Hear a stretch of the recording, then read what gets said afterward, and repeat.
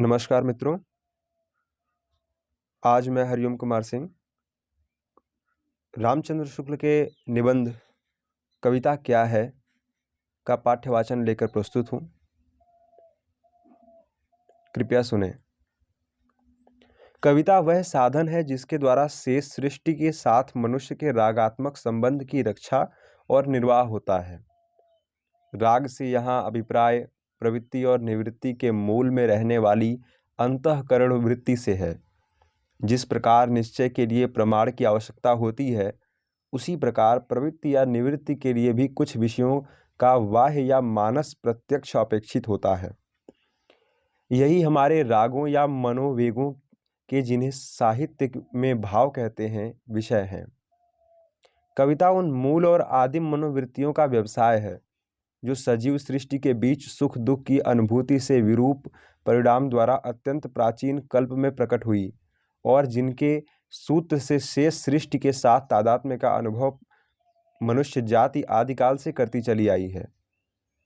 One, पर्वत, नदी, नाले, निर्झर, कद्दार, पटपर, चट्टान, वृक्ष, लता, झाड़, पशु, पक्षी, अनंत आकाश, नक्षत्रा इत्यादि तो मनुष्य के आदिम सहचर हैं। पर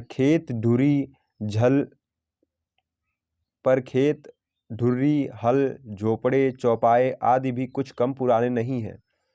इनके द्वारा प्राप्त रागात्मक संस्कार मानव अंतःकरण में दीर्घ परंपरा के कारण मूल रूप से बद्ध हैं।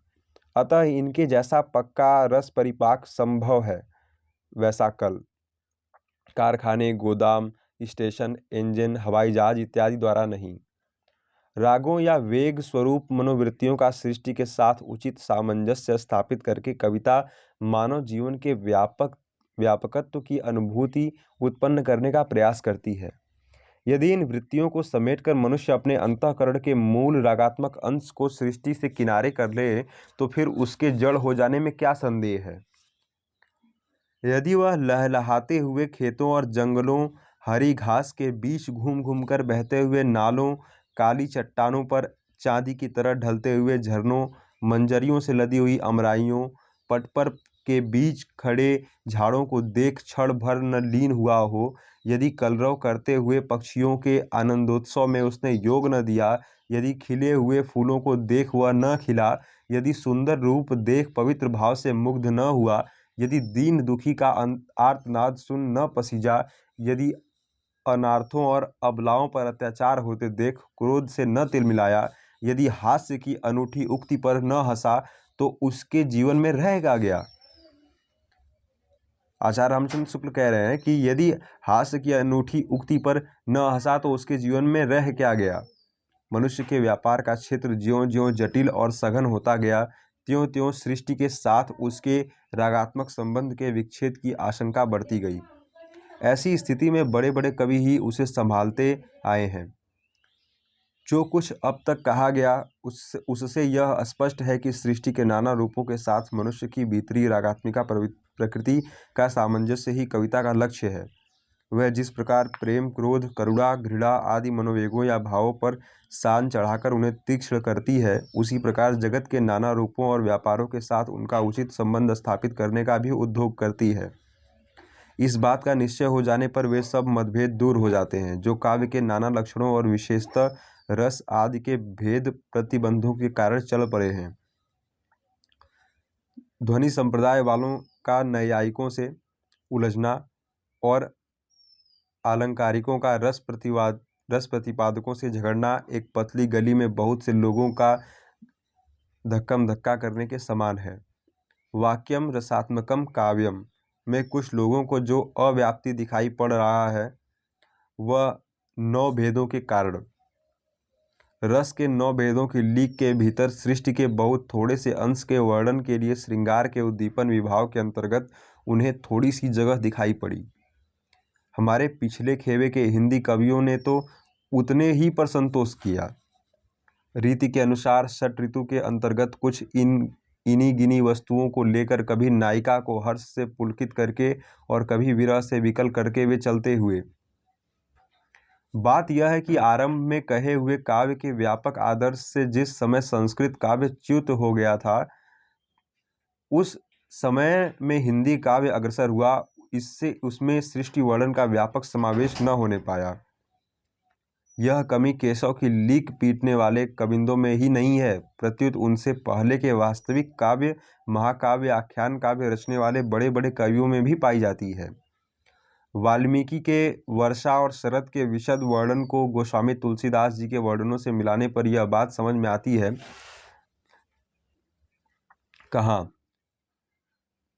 क्वचिद प्रकाशम नभः प्रकीर्णाम्बु घनम विभीति और व्यामिश्रितम सर्जकदम्ब पुष्पै नर्वम जलम पर्वतधातु ताम्रम मयूर केकाभिर्नुप्रायतम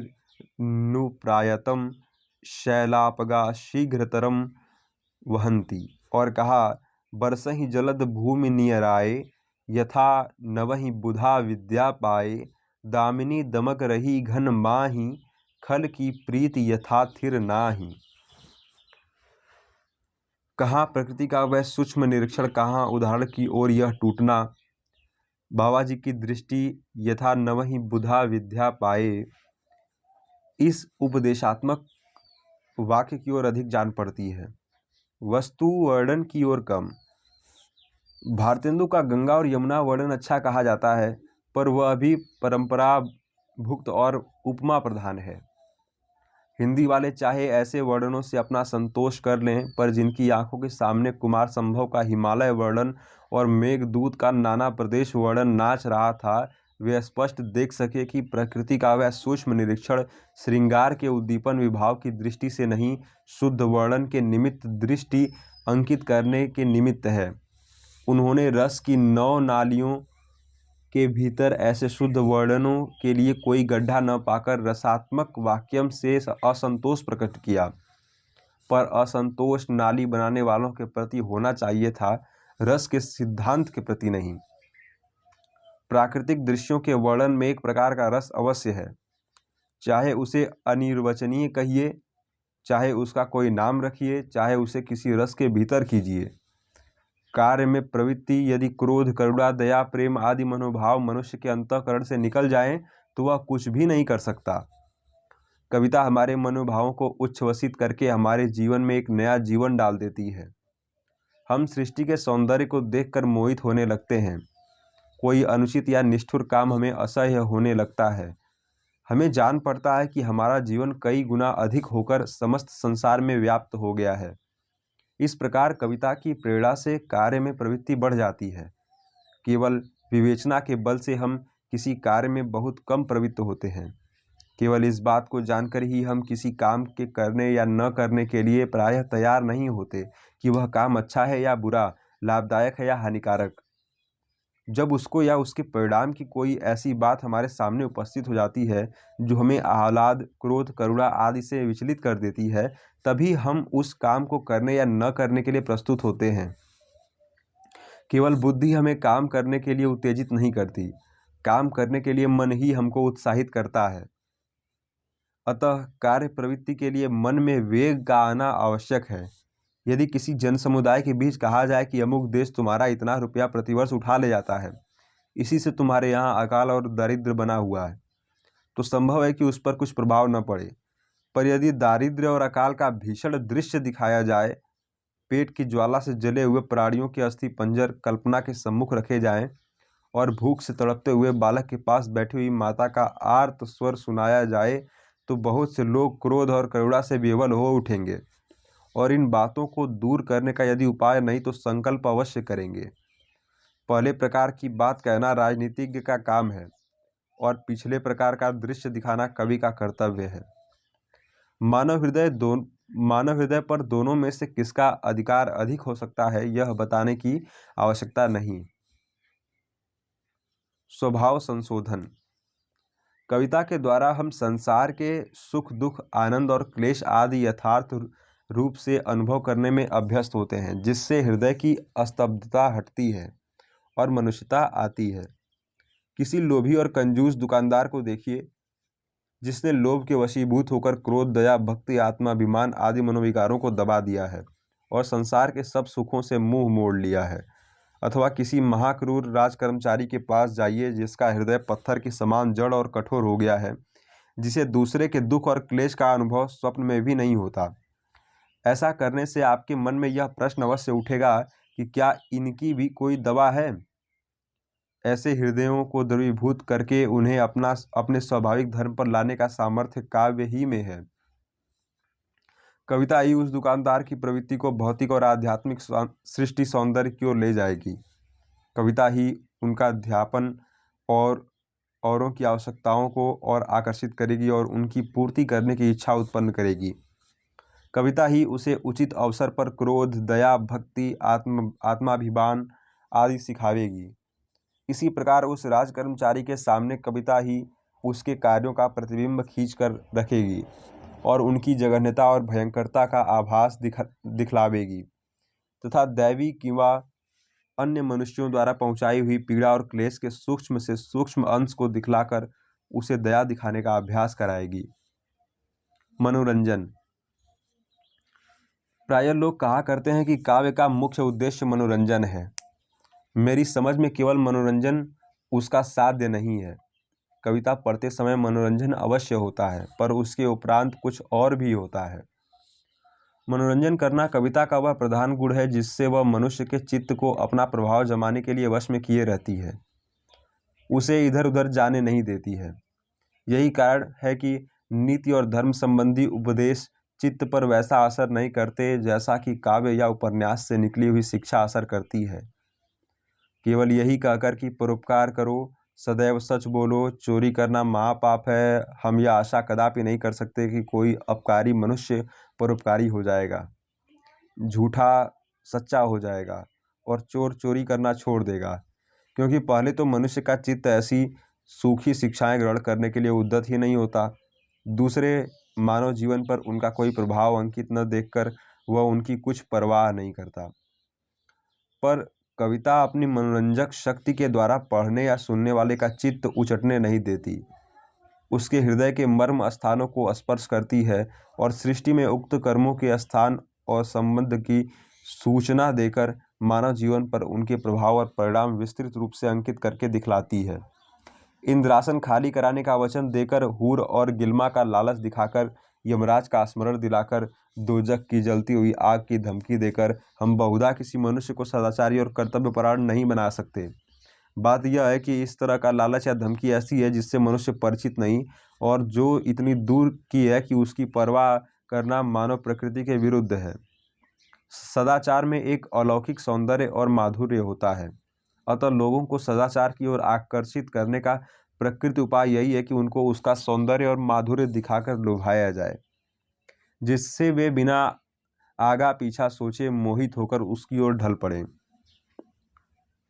मनु को अनुरंजित करना और उसे सुख पहुंचाना ही यदि कविता का धर्म माना जाए, मन को अनुरंजित करना और उसे सुख पहुंचाना ही यदि कविता का धर्म माना जाए, तो कविता भी केवल विलास की सामग्री हुई।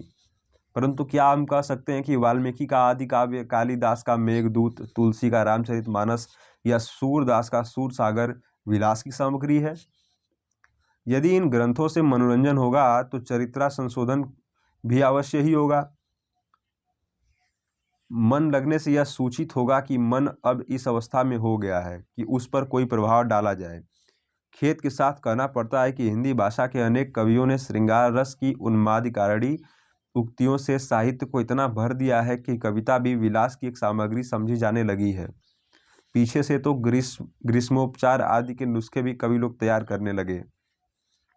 गर्मी के मौसम के लिए कवि जी आज्ञा करते हैं, शीतल गुलाब जल भरी चह बचन में, शीतल गुलाब जल भरी चह बच्चन में, डारी के कमल दल न्याहाबे को धांसिए, कालिदास अंग अंग अगर अतर संग, केसर उसीर नीर घनसार घसिए, जेठ में गोविंद लाल चंदन के चहलन, भरी भरी गोकुल के महलन बसिए।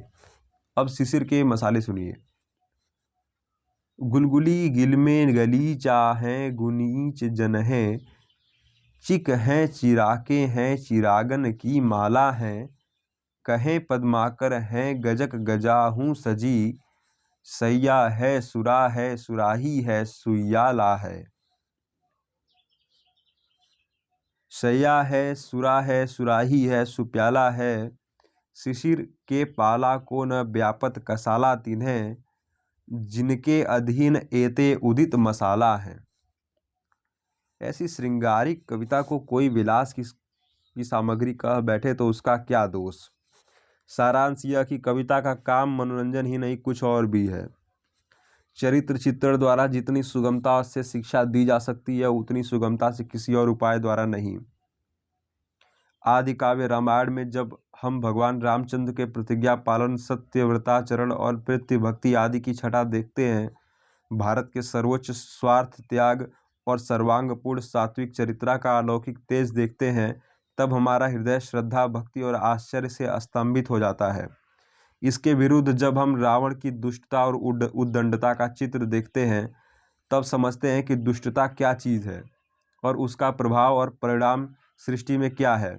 अब देखिए कविता द्वारा कितना उपकार होता है। उसका काम भक्ति, श्रद्धा, दया, करुणा, क्रोध और प्रेम आदि मनोवेगों को तीव्र और परिमार्जित करना तथा सृष्टि की वस्तुओं और व्यापारों से उनका उचित और उपयुक्त संबंध स्थिर करना है। उच्च आदर्श।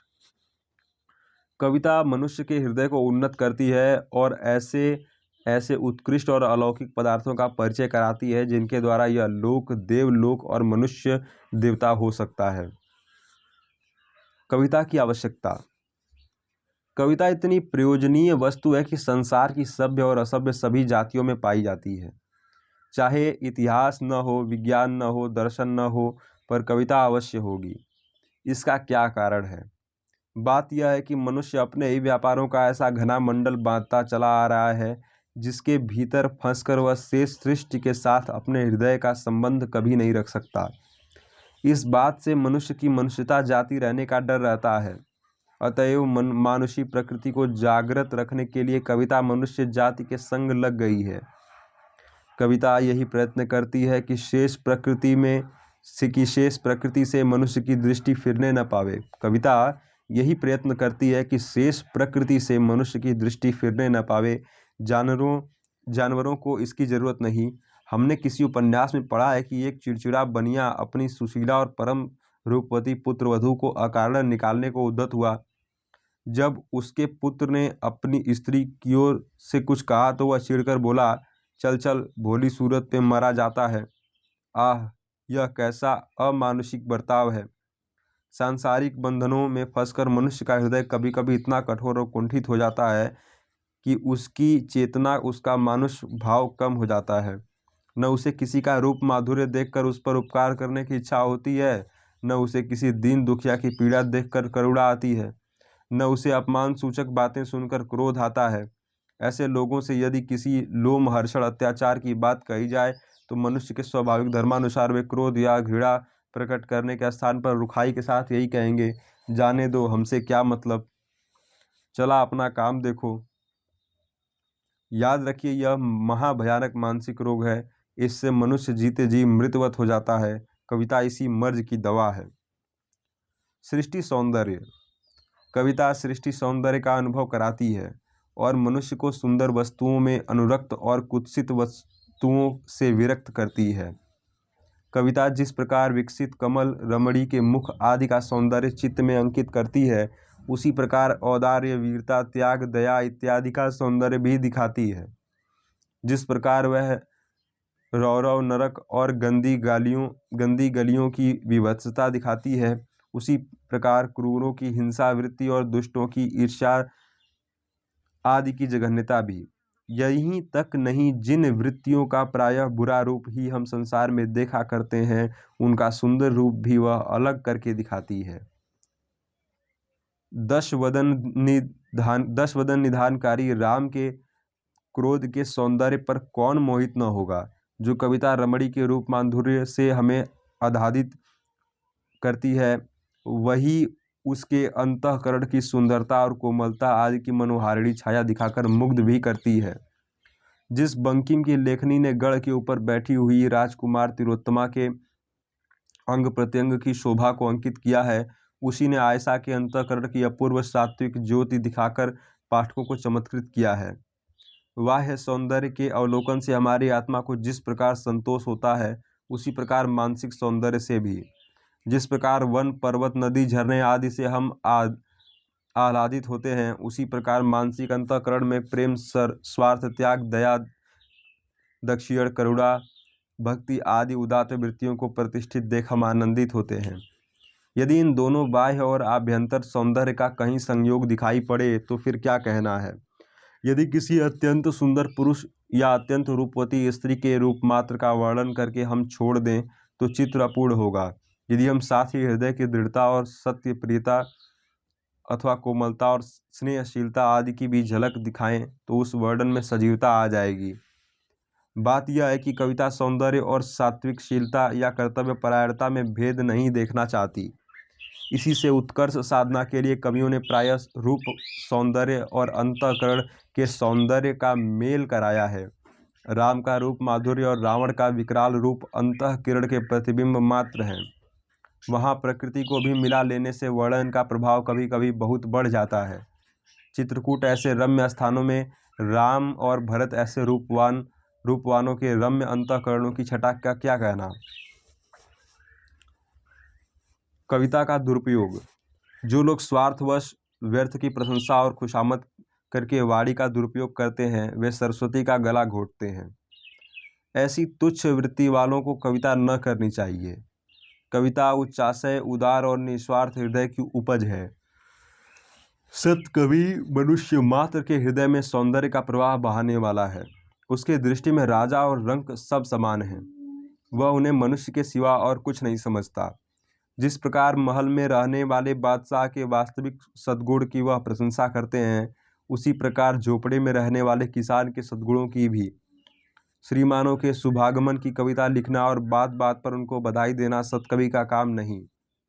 हाँ, जिसने निस्वार्थ होकर और कष्ट सहकर देश और समाज की सेवा की है, दूसरों का हित साधन किया है, धर्म का पालन किया है, ऐसे परोपकारी महात्मा का गुणगान करना उसका कर्तव्य है।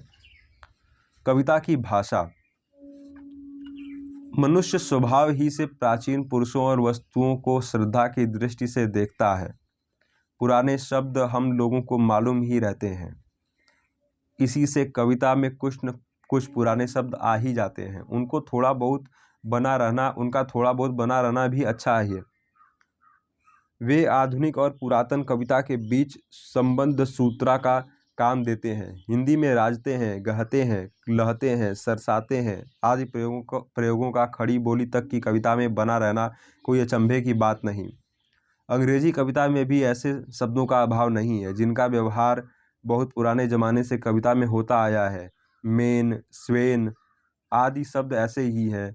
अंग्रेजी कविता समझने के लिए इनसे परिचित होना पड़ता है, पर ऐसे शब्द बहुत थोड़े आने चाहिए, वे भी ऐसे जो भद्दे और गंवारू न हों।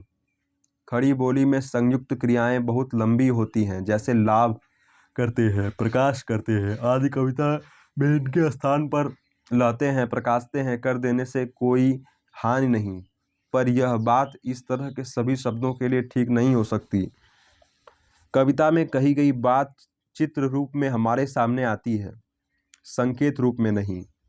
अतः उसमें गोचर रूपों का ही विधान अधिकतर होता है। वह ऐसे ही व्यापारों को लेती है जो संसार में सबसे अधिक मनुष्यों को सबसे अधिक दिखाई पड़ते हैं। उसमें प्रत्यक्ष और स्वभाव सिद्धि व्यापार सूचक शब्दों की संख्या अधिक रहती है। समय बीता जाता है कहने की अपेक्षा समय भागा जाता है कहना अधिक काव्य संगत है। किसी काम से हाथ खींचना, किसी का रुपया खा जाना, कोई बात पी जाना, दिन ढलना या डूबना, मन मारना, मन छूना, शोभा बरसाना आदि ऐसे ही कवि समय सिद्ध वाक्य हैं जो बोलचाल में आ गए हैं। नीचे कुछ पद उदाहरण स्वरूप दिए जाते हैं। क धान्य भूमि वन पंथ पहारा, जह जह नाथ पांव तुम धारा। क धान्य भूमि वन पंथ पहारा, जह जह नाथ पांव तुम धारा। तुलसीदास का है ये पंक्ति।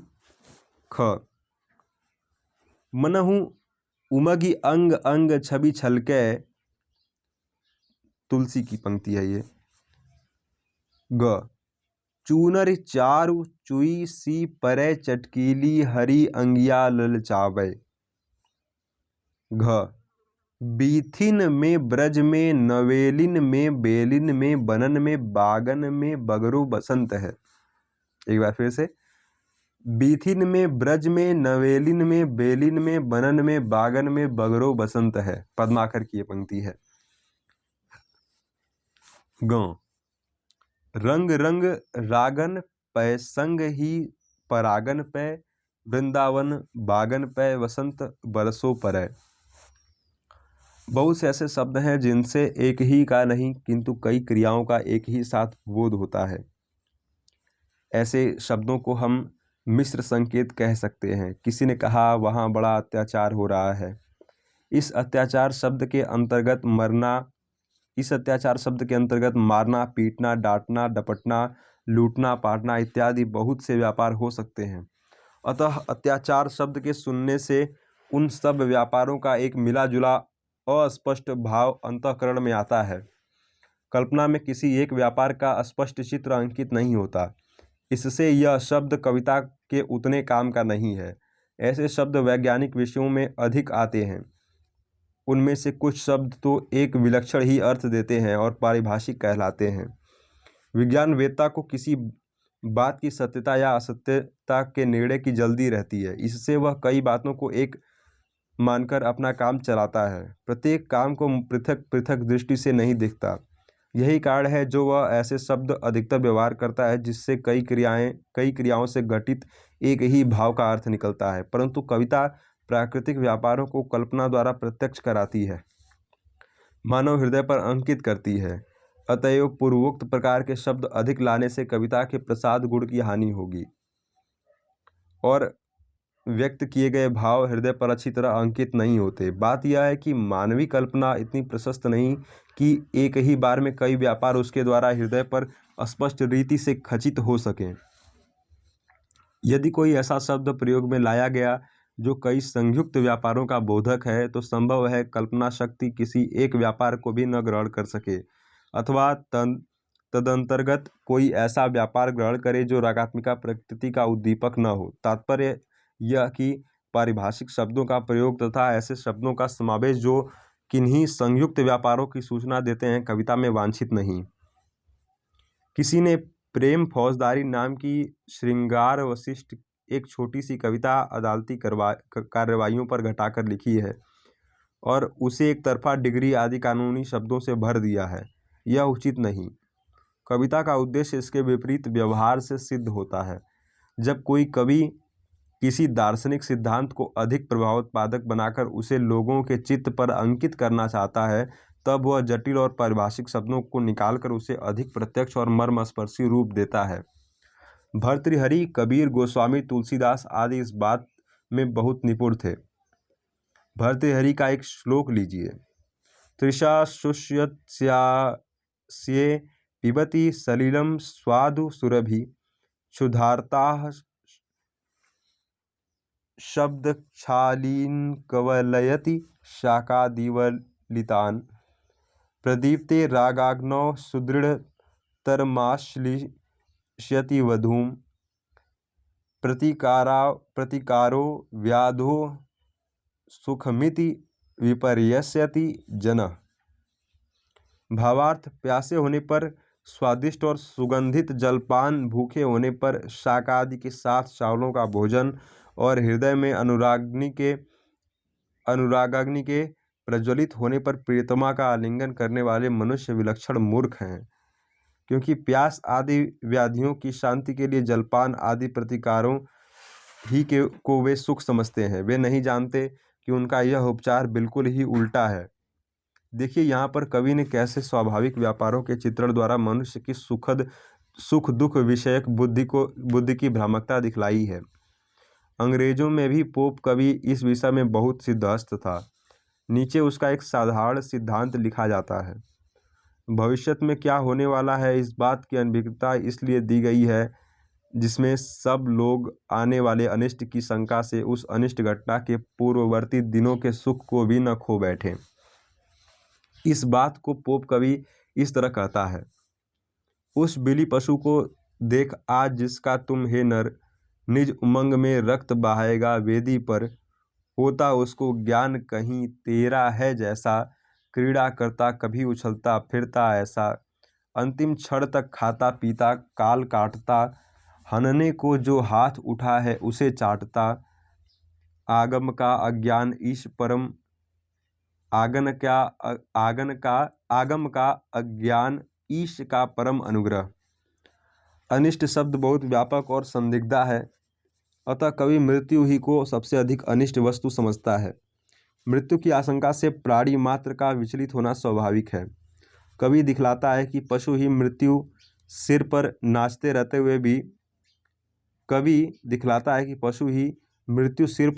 रहते हुए भी सुखी रहता है, यहाँ तक कि वह प्रहार कर्ता के हाथ को चाटता जाता है।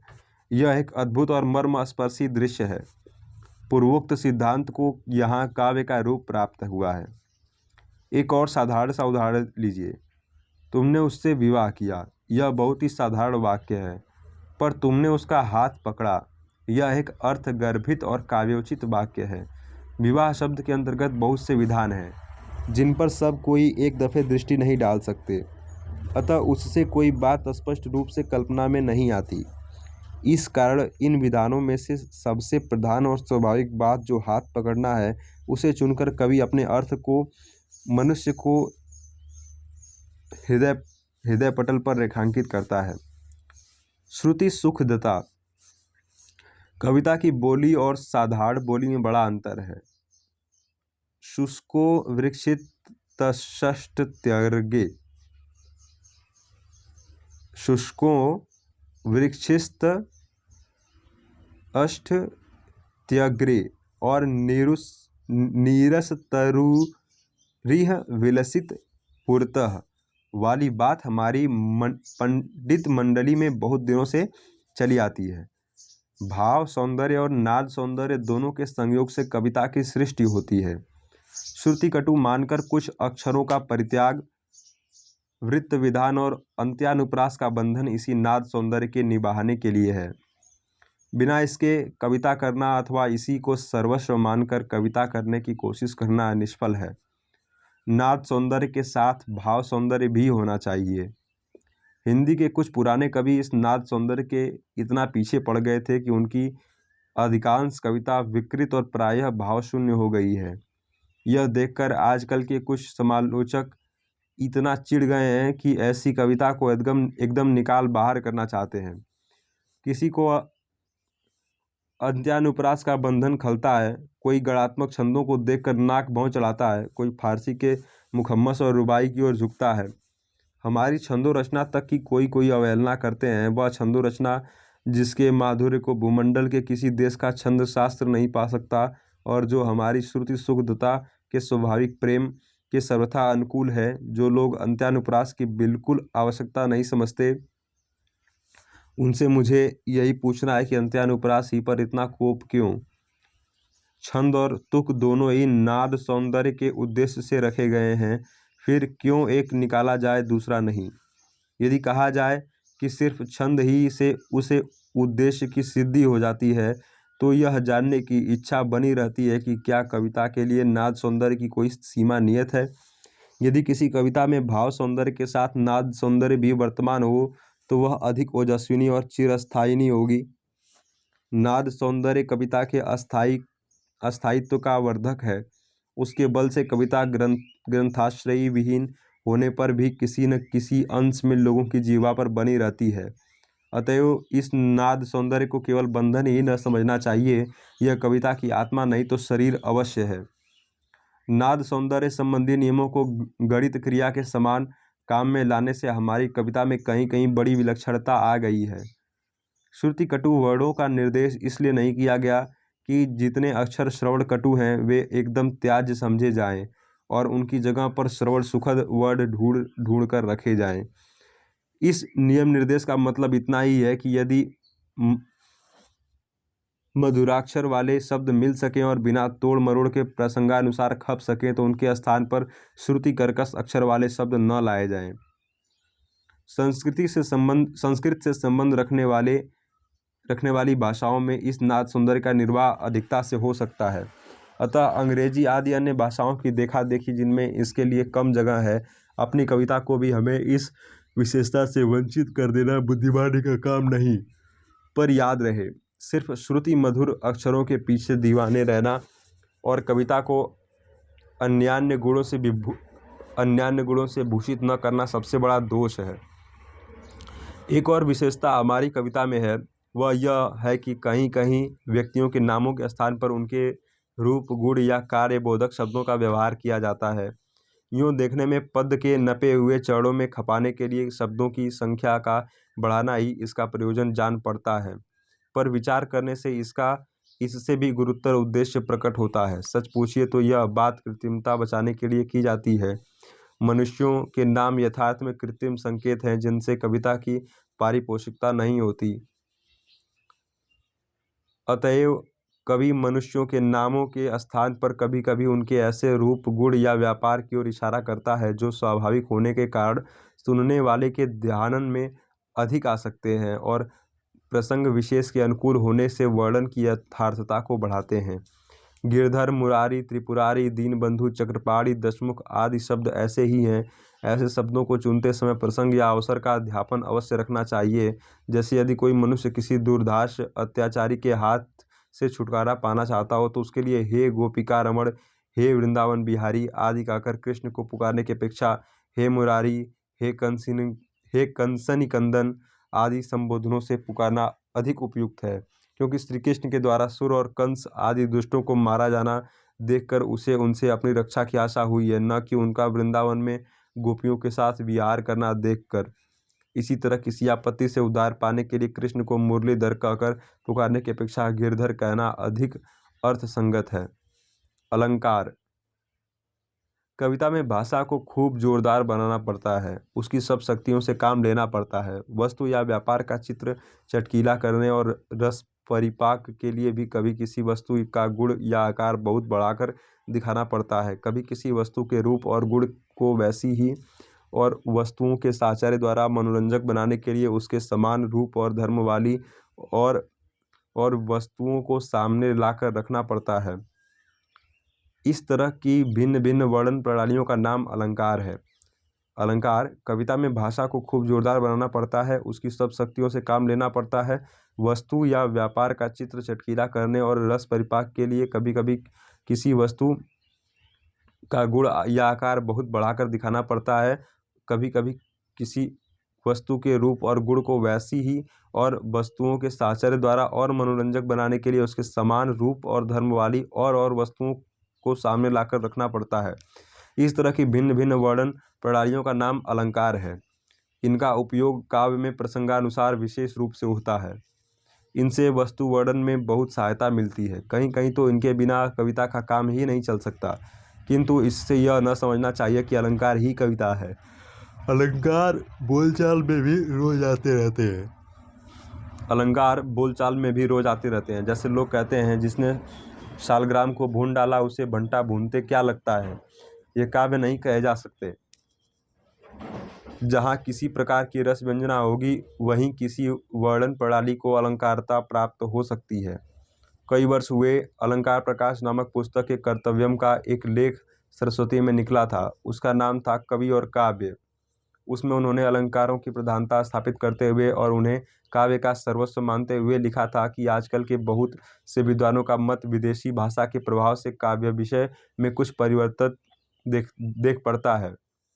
वे महाशय सर्वलोकमान्य साहित्य ग्रंथों में विवेचन किए हुए अलंकार युक्त काव्य का उत्कृष्ट न समझ केवल सृष्टि के वैचित्र वर्णन में काव्यत्व समझते हैं। यदि ऐसा है तो इसमें आश्चर्य ही क्या। रस और भाव ही कविता के प्राण हैं। पुराने विद्वान रसात्मक कविता ही को कविता कहते थे, अथवा मनोविकारों के यथेष्ट परिपाक ही की ओर उनका ध्यान अधिक था। अलंकारों का वे आवश्यकता अनुसार वर्णित विषय को विशेषता हृदयंगम कराने के लिए ही लाते थे। यह नहीं समझा जाता कि अलंकार के बिना कविता हो ही नहीं सकती। स्वयं काव्य प्रकाश के कर्ता मम्मट आचार्य ने बिना अलंकार के काव्य का होना माना है और उदाहरण भी दिया है। तददोषो शब्दार्थो सगुण वनलंकृति पुनः क्वापि। किंतु पीछे से इन अलंकारों ही में काव्यत्व मान लेने से कविता अभ्यास गम्य और सुगम प्रतीत होने लगी। इसी से लोग उनकी ओर अधिक झुक पड़े। धीरे धीरे इन अलंकारों के लिए आग्रह बढ़ने लगा, यहाँ तक कि चंद्रालोककार ने लिख डाला, अंगीकरोति यह काव्यम शब्दार्थ वर्णलंकृति असौ न मन्यते कस्माद दुष्णमन लंकृति। अर्थात जो अलंकार रहित शब्द और अर्थ को काव्य मानता है वह अग्नि को उष्णता रहित क्यों नहीं मानता। किंतु यथार्थ बात कब तक छिपाई जा सकती है। इतने दिनों पीछे समय ने फिर पलटा खाया। विचारशील लोगों पर यह बात प्रकट हो गई कि रसात्मक वाक्यों ही का नाम कविता है और रस ही कविता की आत्मा है। इस विषय में पूर्वोक्त ग्रंथकार महोदय को एक बात कहनी थी, पर उन्होंने नहीं कही। वे कह सकते थे कि सृष्टि वैचित्र्य वर्णन भी तो स्वभावोक्ति अलंकार है। इसका उत्तर यह है कि स्वभावोक्ति को अलंकार मानना उचित नहीं है।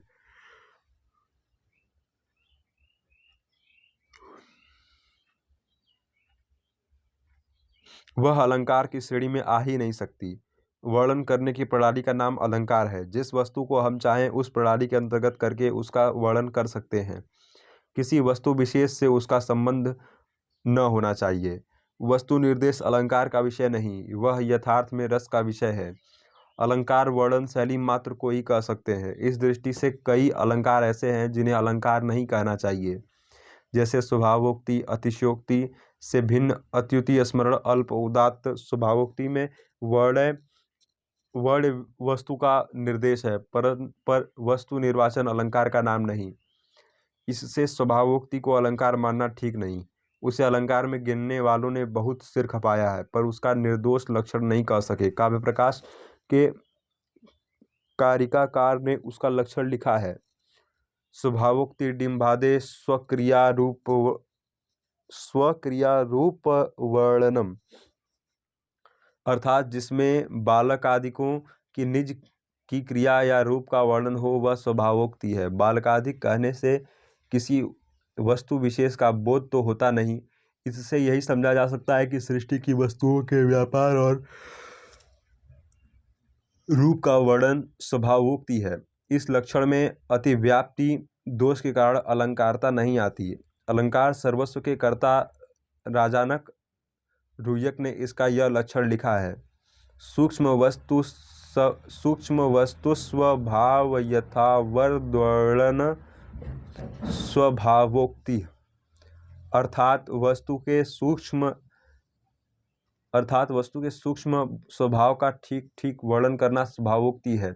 आचार्य दंडी ने अवस्था की योजना करके यह लक्षण लिखा है, नानावस्थम पदार्थानम रूप साक्षात् द्विवृणवती स्वभावोक्तिश्च जातिश्चेत्याद्या सालंकृतियर्था।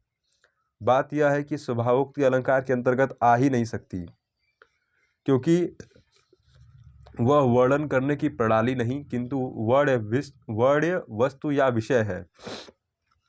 बात यह है कि स्वभावोक्ति अलंकार के अंतर्गत आ ही नहीं सकती, क्योंकि वह वर्णन करने की प्रणाली नहीं किंतु वर्ण वस्तु का विषय है।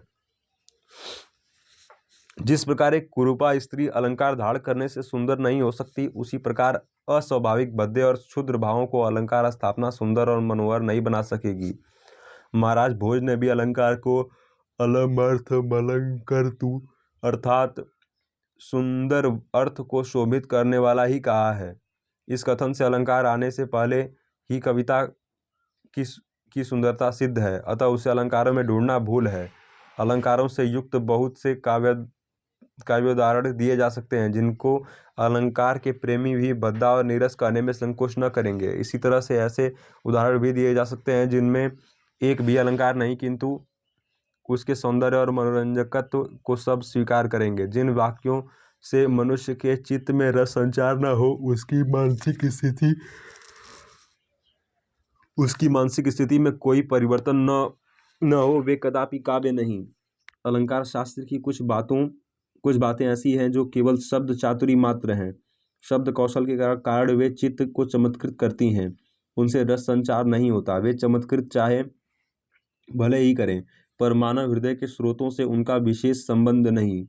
उनका चमत्कार शिल्पकारों की कारीगरी के समान सिर्फ शिल्प प्रदर्शनी में रखने ही योग्य होता है। अलंकार है क्या वस्तु?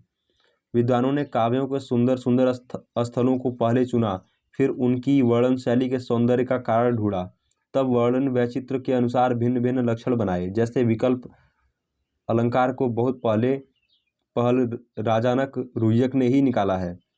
अब कौन कह सकता है कि काव्यों के जितने सुंदर सुंदर स्थल थे सब ढूंढ डाले गए, अथवा जो सुंदर समझे गए, जिन्हें लक्ष्य करके लक्षण बने, उनकी सुंदरता का कारण कही हुई वर्णन प्रणाली ही थी।